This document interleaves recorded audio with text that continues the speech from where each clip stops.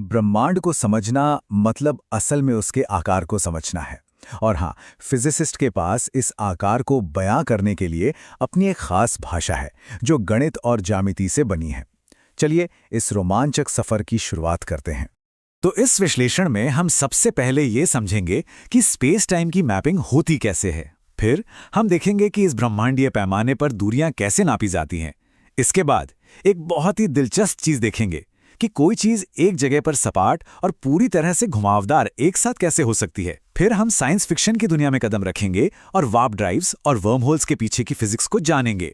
और आखिर में हम ये सब जोड़कर समझने की कोशिश करेंगे कि असल में हकीकत का आकार है क्या। चलिए एक जाने पहचाने आइडिया से शुरू करते हैं।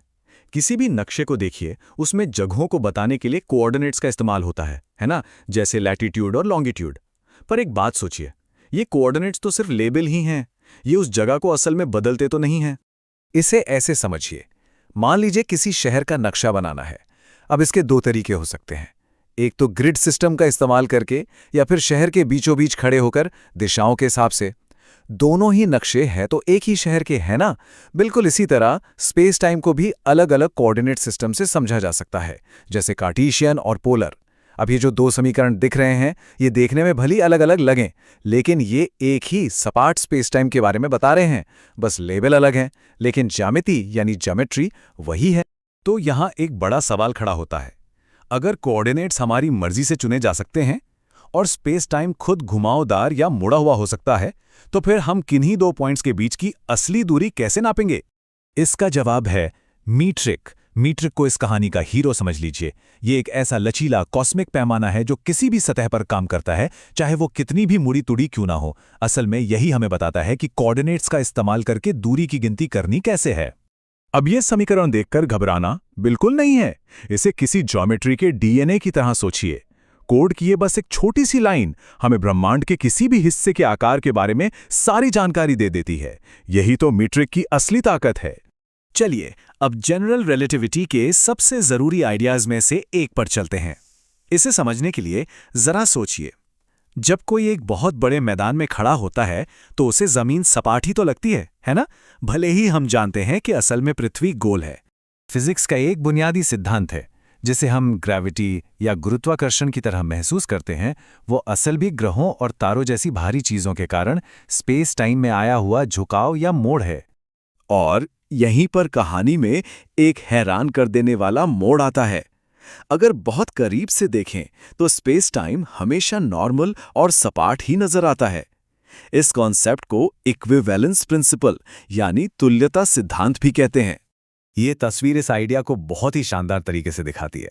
हमारा जो रोज का अनुभव है ना, फ्लैट या समतल स्पेस का, वो इस बहुत बड़ी घुमावदार हकीकत का बस एक छोटा सा टुकड़ा है। ठीक है, तो अब हमारे पास कोऑर्डिनेट्स और मीट्रिक जैसे कुछ जरूरी टूल्स हैं। तो अब हम कुछ वाकई हैरान कर देने वाली संभावनाओं पर बात कर सकते हैं।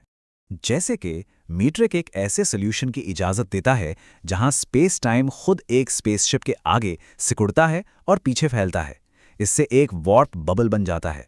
अब जहाज उस बबल के अंदर आराम से सफर करता है और टेक्निकली वो कभी भी लाइट की स्पीड को नहीं तोड़ता, क्योंकि यहां तो स्पेस टाइम खुद चल रहा है।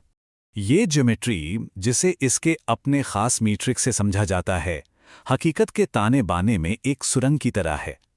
ये स्पेस टाइम में दो बहुत दूर के इलाकों को जोड़ने वाला एक पुल है।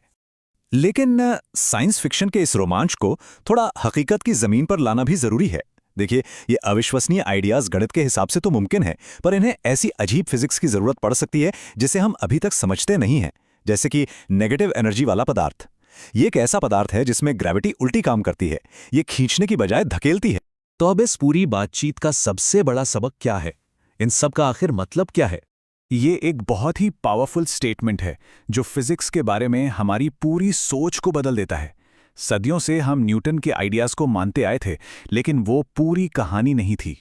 आइंस्टीन की थ्योरी का सार यही है, ग्रह सूरज के चारों ओर इसलिए नहीं घूमते कि कोई फोर्स उन्हें खींच रहा है, बल्कि इसलिए घूमते हैं क्योंकि वे सूरज द्वारा स्पेस टाइम में बनाए गए मोड़ के अंदर एक सीधी रेखा में चल रहे हैं।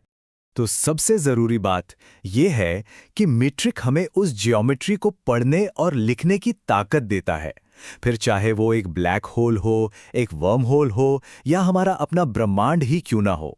तो ये विश्लेषण हमें आखिर में एक बहुत ही गहरे सवाल के साथ छोड़ जाता है। अगर स्पेस टाइम इतना लचीला है तो इसकी संभावनाओं की आखिर सीमा क्या है? ये एक ऐसा सवाल है जो ब्रह्मांड के बारे में हमारी जिज्ञासा को और भी बढ़ा देता है।